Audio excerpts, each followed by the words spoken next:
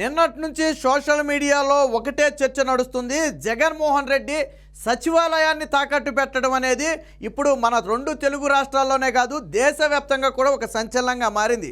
ఒక రాష్ట్ర ప్రభుత్వం ఆ రాష్ట్ర ముఖ్యమంత్రి ఉండి పాలించే సచివాలయాన్ని తాకట్టు పెట్టాడు అప్పు కోసం అనే వార్త ఇతర రాష్ట్రాలను సైతం ఆశ్చర్యానికి గురి చేసే పరిస్థితి.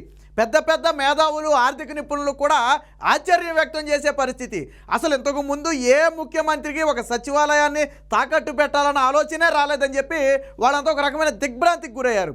అయితే వైసీపీ నిన్నటి నుంచి పాపం మేము తాకట్టు పెట్టలేదని చెప్పి చెప్పుకోవడానికి విశ్వ ప్రయత్నం చేస్తుంది తప్ప తాకట్టు పెట్టలేదు, ఎటువంటి పత్రాలు మేము హెచ్డిఎఫ్సి బ్యాంకుకు సమర్పించలేదని చెప్పి ఖరాఖండిగా చెప్పలేకపోతుంది. అయితే ఉన్న విషయాన్ని కొడాలి నాని ఈరోజు కుండ బద్దలు కొట్టాడు. అవును తాకట్టు పెట్టాం, అయితే ఏంటి, ప్రభుత్వానికి డబ్బులు అవసరమైతే తాకట్టు పెట్టాం. ఆస్తులు తాకట్టు పెట్టడం తప్ప? తాకట్టు పెడతారు, మళ్ళీ డబ్బులు ఉన్నప్పుడు విడిపిస్తారు. ఇదేమన్నా చంద్రబాబు జాగీరా? చంద్రబాబు నాయుడు కట్టాడా? అసలు సచివాలయం అంటే ఏంటి? 10 ఎకరాల స్థలం, దానికి ఎందుకు ఇంత రాద్ధాంతం మీరు చేస్తున్నారు అని చెప్పి కొడాలి నాని మాట్లాడుతున్నాడు. అంటే కొడాలి నానికి నేను ఒకటి చెప్తున్నా, సచివాలయం అంటే 10 ఎకరాలు అనుకునే 7వ తరగతి ఫెయిల్ అయిన నీలాంటి నిశానిగాళ్ళకు ఏమీ తెలియదు. సచివాలయం అంటే ఒక బిల్డింగ్ కాదు. సచివాలయం అంటే ఏదో 10 ఎకరాల స్థలం కాదు. అది 5 కోట్ల మంది ఆంధ్రుల ఆ ఆత్మ ప్రతీక, ఆత్మ గౌరవం. అది అలాంటి దాన్ని పట్టుకుని ఒక బిల్డింగే కదా. అంటే 30,000 ఎకరాలు సేకరిస్తే 30,000 ఎకరాల్లో బిల్డింగులు కడతారా? సచివాలయం బిల్డింగులు? ఇదేనా నీ దిక్కుమాలిన తెలివి? 7వ తరగతి ఫెయిల్ అయితే ఇలాంటి ఆలోచనలు వస్తాయి. నువ్వు గతంలో నువ్వు అన్నది నువ్వే కదా, రాముడు చెయ్యి విరిగితే ఏమవుద్ది, ఆ రాముడు తల తీసేస్తే ఏమవుద్ది, కొత్త రాముడిని తీసుకొచ్చి పెడతాం, రథం తగలబడిపోతే ఏమవుద్ది, కొత్త రథం చేయించి పెడతాం అని మాట్లాడింది నువ్వే కదా. నీలాంటి నిశానిగాళ్లను జగన్మోహన్ రెడ్డి పక్కన పెట్టుకున్నాడు కాబట్టి నువ్వు ఈరోజు మాట్లాడుతున్నావు. మరి గతంలో జగన్మోహన్ రెడ్డి 30,000 ఎకరాల్లో రాజధాని అన్నాడు. అంటే 30,000 ఎకరాల్లో బిల్డింగులు కట్టేదిరా? పోనీ మీరు వైజాగ్లో రాజధాని అన్నారు, ఎన్ని వేల ఎకరాల్లో బిల్డింగులు కట్టారు? 8,000 ఎకరాల్లో బిల్డింగులు కట్టారు. రాజధాని అంటే 10 ఎకరాల స్థలమో లేదా సచివాలయం అంటే ఏదో ఒక బిల్డింగో కాదు. నీలాంటి తెలివి తక్కువ వాళ్ళు ఉన్నంతకాలం ఇలాగే ఉంటుంది. ఇకపోతే ఇదే కొడాలి నాని ఏ విధంగా ఒప్పుకున్నాడో ఒకసారి చూద్దాం. ఏదైతే తాకట్టు పెట్టిందో అది ఎలా ఒప్పుకున్నాడో ఒకసారి చూద్దాం. ప్రభుత్వ ఆస్తులు తాకట్టు పెట్టకుండా బ్యాంకులో లోన్ ఇస్తారా? ప్రభుత్వ ఆస్తులు తాకట్టు పెట్టకుండా బ్యాంకులో లోన్ ఇస్తారా అని అడుగుతున్నాడు. తాకట్టు లోను కావాలంటే ఖచ్చితంగా తాకట్టు పెట్టాలా? ఇక్కడ తాకట్టు పెట్టే పరిస్థితి ఎందుకు వచ్చింది? అది కదా ప్రశ్న కొడాలి నాని, నువ్వు దానికి కదా సమాధానం చెప్పాలా. తాకట్టు పెడితేనే డబ్బులు ఇస్తారన్న సంగతి పుట్టిన పిల్లోడి దగ్గర నుంచి పండు ముసలి వరకు అందరికీ తెలుసు. ఎందుకు పెట్టాల్సి వచ్చింది తాకట్టు? ఒక రాష్ట్ర ప్రభుత్వం 3 లక్షల కోట్ల రూపాయల బడ్జెట్ ప్రవేశపెట్టే ఒక రాష్ట్ర ప్రభుత్వం 370 కోట్ల రూపాయలకు తాకట్టు పెట్టాల్సిన అవసరం ఏంటి?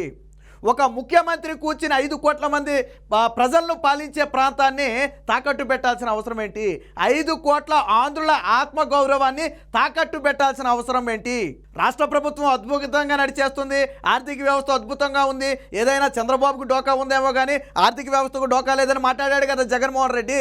మరి 370 కోట్ల కోసం ఈరోజు 5 కోట్ల మంది ఆత్మగౌరవాన్ని ఏ మొహం పెట్టుకుని తాకట్టు పెట్టాడు? నువ్వు సమాధానం చెప్పాల్సింది దానికి.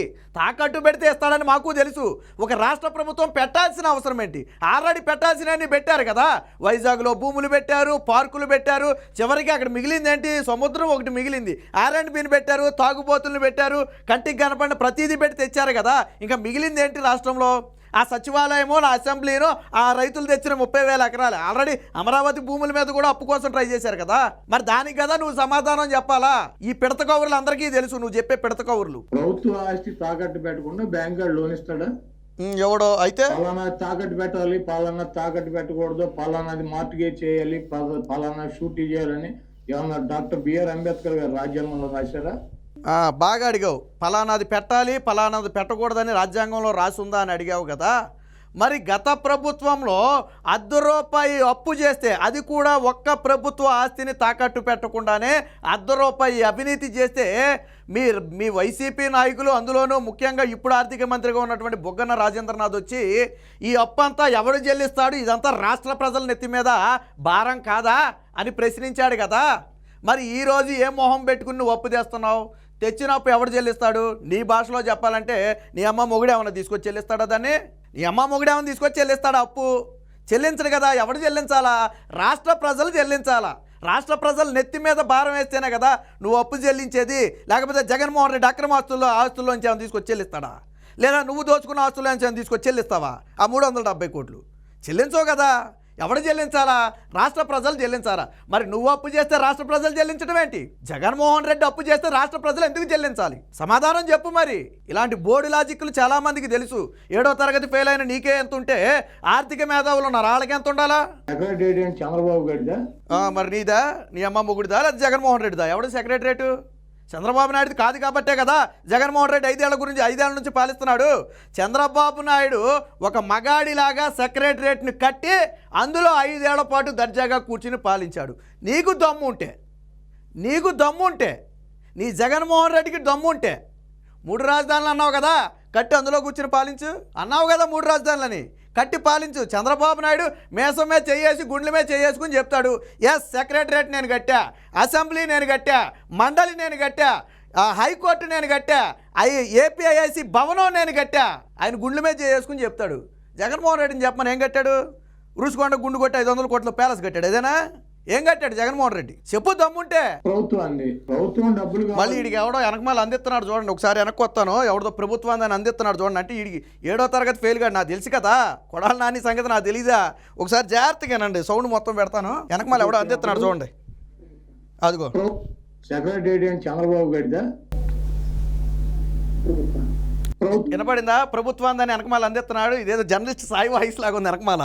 అదే అనమాట. ఈ బతికేంటంటే వెనకమాల ఒకటి అందిస్తేనే కానీ అది కూడా చెప్పలేని పరిస్థితిలో ఉన్నాడు. ఆ సెక్రటరేట్ అంటే ఏంటో కూడా తెలియదు దీనికి.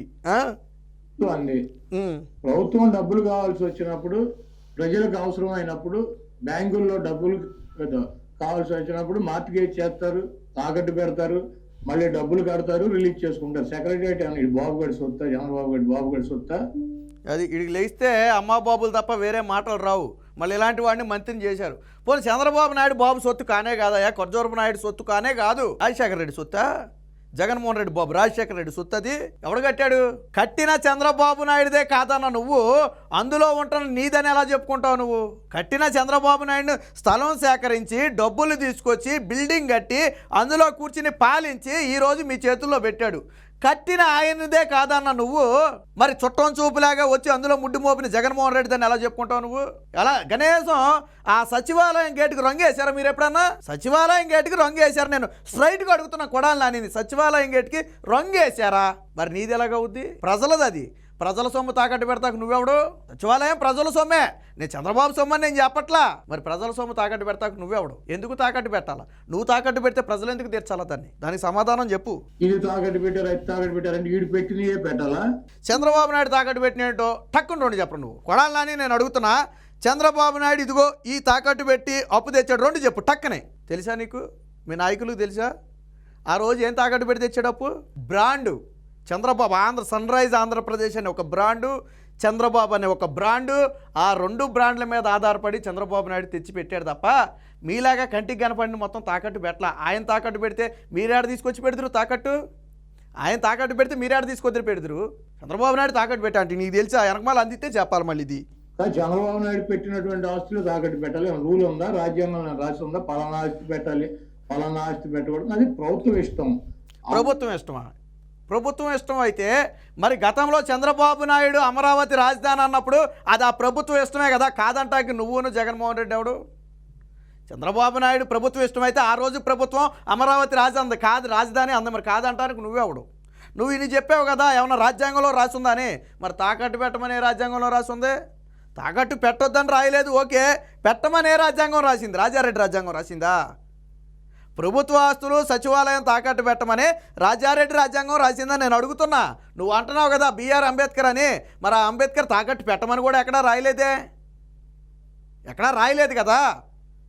నిజంగా తాకట్టు పెట్టకూడదని రాసి ఉండి అవినీతి పరులు ముఖ్యమంత్రి కాకూడదని రాసి ఉంటే బాగుండేది. ఈరోజు రాష్ట్రానికి దరిద్రం ఉండేది కాదు. జగన్మోహన్ రెడ్డి లాంటి ముఖ్యమంత్రి అయ్యేవాడు కాదు. బ్యాంకర్స్తో మాట్లాడి బ్యాంక్ వాళ్ళకి డబ్బులు కావాలన్నప్పుడు వాళ్ళు ఏదో మార్టిగేజ్ అడుగుతారు, ప్రభుత్వ ఆస్తి. ఇంత చెప్పాడు కానీ మేము ఎక్కడా సచివాలయం తాకట్టు పెట్టలేదని చెప్పలేదు. చంద్రబాబు నాయుడు తాకట్టు పెట్టాడు అంటున్నాడు కానీ ఏం తాకట్టు పెట్టాడో చెప్పలా. విన్నారు కదా మీరు? సచివాలయాన్ని మేము తాకట్టు పెట్టలేదని చెప్పట్లా, పెట్టాం. అయితే ఏంటి మీ బాబు సొమ్మా అని అడుగుతున్నాడు, అంతేగాని మేము పెట్టలేదు అంట్లా. అంటే వైసీపీ పెట్టిందా లేదా అనడానికి కొడాలి నాని వ్యాఖ్యలే ఉదాహరణ. వాళ్ళు దాన్ని బట్టి వాళ్ళకు ఉన్నటువంటి వెసులుబాటుని బట్టి పెట్టుకుంటారు. సెక్రటరేట్ పెట్టేశారు. సెక్రటరేట్ అంతా 10 ఎకరాల పొలం. అది ఈ 7వ తరగతి ఫెయిల్ అయిన కొడాలి నాని తెలివేంటో తెలుసా? సెక్రటరేట్ అంటే 10 ఎకరాల పొలం అంట. సెక్రటరేట్ అంటే వీడి దృష్టిలో 10 ఎకరాల పొలం. మరి లారీ దోలుకున్న వాళ్ళని తీసుకొచ్చి ఇక్కడ కూర్చోబెడితే ఇంతకంటే ఎక్కువ మాట్లాడతారు అనుకుంటే, అలాంటి లారీ దోలు వాళ్ళందరినీ మనం ఏం తప్పు పట్టట్లా. ఇలాంటి వాళ్ళు ఉంటారు కొంతమంది. ఇలాంటి వాడిని తీసుకొచ్చి కూర్చోబెడితే సెక్రటరేట్ అంటే 10 ఎకరాల పొలం అంట. ఆ 10 ఎకరాల పొలం అంటే 30,000 ఎకరాలు సేకరించి 10 ఎకరాల్లో చంద్రబాబు నాయుడు పొలం కట్టాడు, దాన్ని తాకట్టు పెడితే ఎంత వస్తుంది అని అడుగుతున్నాడు. అది వీడి దృష్టిలో రాజధాని అంటే 10 ఎకరాల పొలం, సెక్రటరేట్ అంటే ఒక బిల్డింగు. ఇది వీళ్ళ దృష్టిలో. దాన్ని తాకట్టు పెడితే దాని విలువ ఎంత? 10 కోట్లు లేకపోతే ఎకరం 20 కోట్లు ఉంటుంది.